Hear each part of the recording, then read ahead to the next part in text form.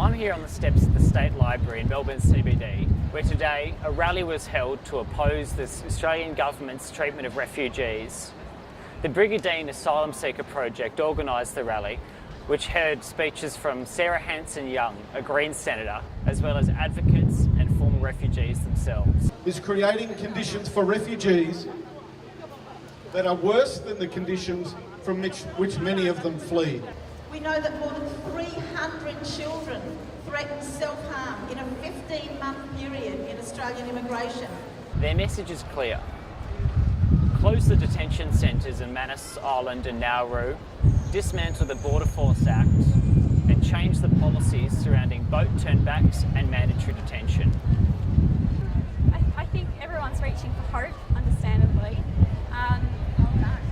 I think it's important that we understand that we don't just jump to an idea that we want to be true. So I think it's important to see what the current government will actually do.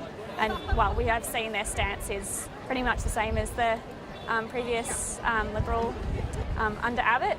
And you know, even the last Labor government did some pretty horrific things when it comes to treatment of asylum seekers. So yeah, taking it as it comes, not maybe what we want it to be. Following the speeches, the demonstration turned into a march following a circuit around Melbourne CBD. Upon arriving back, despite the seriousness of the matters at hand, the mood was buoyant, hopeful even. What is yet to be seen though is whether street demonstrations like this will have an active measure in pushing the Australian government to change their refugee policy. I'm Thomas Warden with Swinburne News.